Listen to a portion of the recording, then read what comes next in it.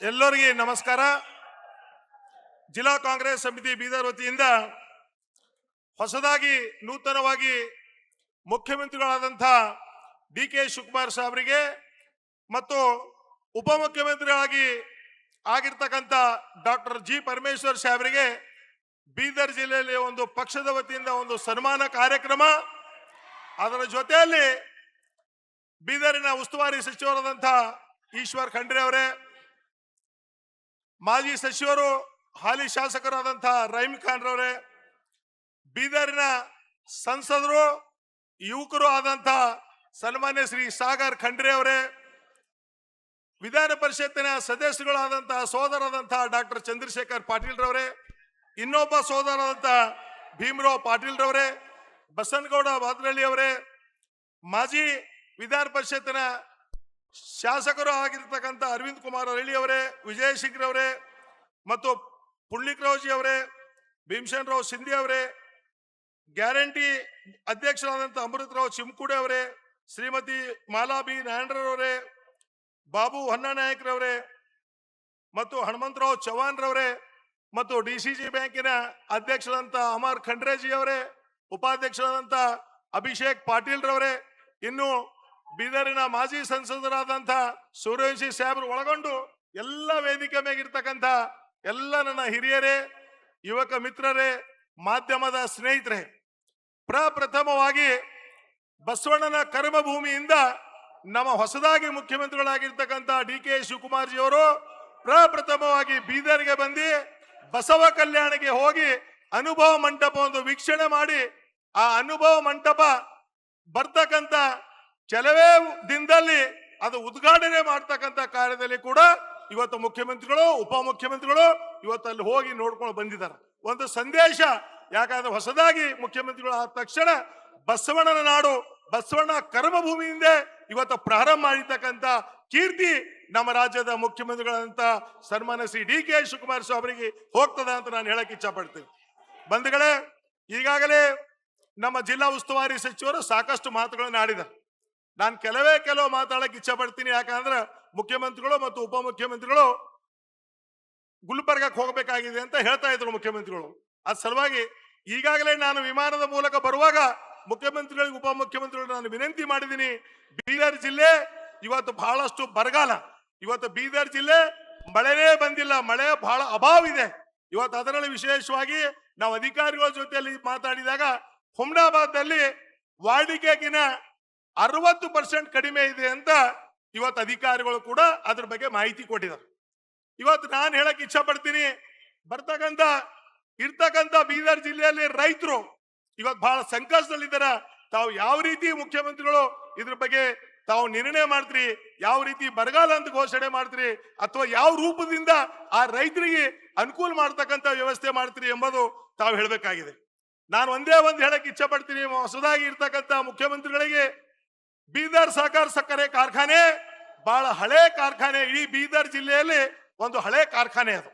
ಆ ಕಾರ್ಖಾನೆ ಪ್ರಾರಂಭ ಆಗಬೇಕು ಅಂತ ನಾವು ಹಿಂದೆ ಕೂಡ ನಿಕಟ ಪೂರ್ವ ಮುಖ್ಯಮಂತ್ರಿಗಳಾದಂತ ಸಿದ್ದರಾಮಯ್ಯ ಸಾಹೇಬರಲ್ಲಿ ಕೂಡ ಅನೇಕ ಬಾರಿ ನಾವು ಹೋಗಿದ್ದೀವಿ. ಇವತ್ತು ಬೀದರ್ ಸಹಕಾರ ಸಕ್ಕರೆ ಕಾರ್ಖಾನೆ ಪ್ರಾರಂಭ ಆಗಬೇಕು. ಇವತ್ತು ನನ್ನ ಕ್ಷೇತ್ರದಲ್ಲಿ ಆ ಬೀದರ್ ಸಹಕಾರ ಸಕ್ಕರೆ ಕಾರ್ಖಾನೆ ಇವತ್ತು ಯಾರೋ ಇದರಿಂದ ಇವತ್ತು ಬಂದಾಗಿದೆ. ಇವತ್ತು ನೀವು ಆ ಸಹಕಾರ ಸಕ್ಕರೆ ಕಾರ್ಖಾನೆ ಪ್ರಾರಂಭ ಮಾಡಿ ಒಂದು ಇಲ್ಲದೆ ಹೋದ್ರೆ ಅದು ಲೀಸ್ ಕೊಡ್ತಕ್ಕಂಥ ಕೆಲಸ ತಮ್ಮ ಕೈಯಲ್ಲಿ ಆಗ್ಬೇಕು ಅಂತ ನಾನು ಮುಖ್ಯಮಂತ್ರಿಗಳಿಗೆ ನಾನು ಮನವಿ ಮಾಡ್ತೀನಿ.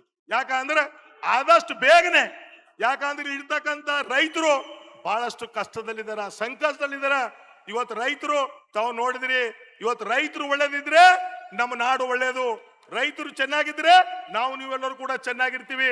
ಆ ಒಂದು ದೃಷ್ಟಿ ಇಟ್ಕೊಂಡು ಮುಖ್ಯಮಂತ್ರಿಗಳು ಇವತ್ತ ಬರ್ತಕ್ಕಂಥ ದಿನದಲ್ಲಿ ತಾವು ಯಾವ ರೀತಿ ಅಥವಾ ಪ್ರಾರಂಭ ಮಾಡ್ತಕ್ಕಂಥದ್ದಾದ್ರೂ ಮಾಡಿ ಅಥವಾ ಲೀಸ್ ಕೊಡ್ತಕ್ಕಂಥದ್ದಾದ್ರೂ ಮಾಡಿ ನಾನು ನಿಮಗೆ ರಿಕ್ವೆಸ್ಟ್ ಮಾಡ್ತಾ ಇದ್ದೀನಿ. ಅದ್ರ ಜೊತೆಯಲ್ಲಿ ತಾವೆಲ್ಲ ಕಲ್ಯಾಣ ಕರ್ನಾಟಕ ತಾವೆಲ್ಲ ಏನು ಘೋಷಣೆ ಮಾಡಿದ್ರಿ ಅದರ ಪ್ರಕಾರ ಸುಮಾರು 5,000 ಕೋಟಿ ಬಿಡುಗಡೆ ಆಗಿದೆ. 5,000 ಕೋಟಿಯಿಂದ ಎಲ್ಲಾ ಕ್ಷೇತ್ರದಲ್ಲಿ ಕಾರ್ಯಗಳು ನಡೀತಾವೆ. ನಂದು ಕೆಲವೊಂದು ಮುಖ್ಯಮಂತ್ರಿಗಳು ಗಮನಕ್ಕೆ ತರ್ತಕ್ಕಂಥದ್ದು, ಇವತ್ತ ಎಲ್ಲೆಲ್ಲಿ ಕೆಲಸಗಳು ನಡೆದಿವೆ ಕೆಲವೊಂದು ಕ್ಷೇತ್ರ ಹೇಳ್ತಾ ಇದ್ದೀನಿ ನಿಮಗ. ನಾನು ಪೂರ್ತಿ 41 ಕ್ಷೇತ್ರದ ಬಗ್ಗೆ ಮಾತಾಡ್ತಾ ಇಲ್ಲ. ಕೆಲವೊಂದು ಕ್ಷೇತ್ರದಲ್ಲಿ ಕಲ್ಯಾಣ ಕರ್ನಾಟಕದ ದುಡ್ಡು ಒಳ್ಳೆ ರೀತಿಯಿಂದ ಕಾರ್ಯನಿರ್ವಹಣೆ ಆಗ್ತಾ ಇಲ್ಲ. ಅಲ್ಲೆಲ್ಲೋ ಒಂದ್ ಕಡೆ ಟೆಂಡರ್ ಯಾವ ರೀತಿ ಆಗ್ತಾ ಇದೆ, ನಮ್ಮ ಅಧಿಕಾರಿಗಳು ಟೆಂಡರ್ ಯಾವ ರೀತಿ ಮಾಡ್ತಾ ಇದಾರ, ಏನ್ ಆಗ್ತಾ ಇದೆ, ಎಲ್ಲ ಗೋಲ್ಮಾಲ್ ಆಗ್ತಾ ಇದೆ. ಅದನ್ನು ನಾನು ಮುಖ್ಯಮಂತ್ರಿಗಳ ಗಮನಕ್ಕೆ ತರಕ್ಕೆ ಇಚ್ಛೆ ಪಡ್ತೀನಿ. ಅದ್ರ ಜೊತೆಯಲ್ಲಿ ಇವತ್ತೇನು ಬೀದರ್ ಜಿಲ್ಲೆಗೆ ತಾವು ಪ್ರಥಮವಾಗಿ ಬಂದಿದ್ರಿ, ತಾವು ಇನ್ನು ರಾಜ್ಯದಲ್ಲಿ ಬರ್ತಕ್ಕಂಥ 2028ರ ಚುನಾವಣೆ, ತಾವು ಹಿಂದೆ ಕೂಡ ಸುಮಾರು 6 ವರ್ಷ ಕರ್ನಾಟಕ ರಾಜ್ಯದ ಕಾಂಗ್ರೆಸ್ ಪಕ್ಷದ ಅಧ್ಯಕ್ಷರಾಗಿ ಇಡೀ ರಾಜ್ಯ ಮಟ್ಟದಲ್ಲಿ ತಾವು ಕಾರ್ಯನಿರ್ವಹಣೆ ಮಾಡಿದ್ರಿ. ಇವತ್ತು ಮುಂದೆ ಬರ್ತಕ್ಕಂಥ ದಿನದಲ್ಲಿ ಬೀದರ್ ಜಿಲ್ಲೆಯಲ್ಲಿ ಒಂದು ಈಗಾಗಲೇ ಹೇಳಿದ್ರು ಈಶ್ವರ್ ಖಂಡ್ರೆ ಅವರು, ನಾವು ಹಿಂದೆ ಚುನಾವಣೆಯಲ್ಲಿ 2023ರಲ್ಲಿ ಅಲ್ಪ ಮತಗಳಿಂದ ಸೋಲು ಗೆಲುವು ಸಹಜಿದೆ. ಆದ್ರೆ ನಾವು ಕೂಡ 4 ಬಾರಿ ಶಾಸಕರಾಗಿದ್ದೀವಿ, ಏನೋ ಅನಿವಾರ್ಯ. ಇವತ್ತು ಜನ ಬರೀ ಒಂದು 1200 ಮತಗಳಿಂದ ನನ್ನನ್ನು ಸೋಲ್ಬೇಕಾಯ್ತು. ಸೋತರು ಕೂಡ ಭಯ ಪಡ್ಬೇಕಿಲ್ಲ. ನಾನು ಕ್ಷೇತ್ರದ ಜನರ ಜೊತೆಯಲ್ಲಿ ಹಗಲಿರುಳು ಸೇವೆ ಮಾಡ್ತಕ್ಕಂಥ ಕಾರ್ಯದಲ್ಲಿ ನಾನು ತೊಡಗಿದ್ದೀನಿ. ಇವತ್ತು ಕೂಡ ನಮ್ಮ ಕ್ಷೇತ್ರದ ಜನ ಇವತ್ತು ನಮ್ಮ ಜೊತೆಯಲ್ಲಿದ್ದಾರೆ. ಅದೇ ಮುಂದೆ 2024ರಲ್ಲಿ ಲೋಕಸಭಾ ಚುನಾವಣೆ ಆಯ್ತು.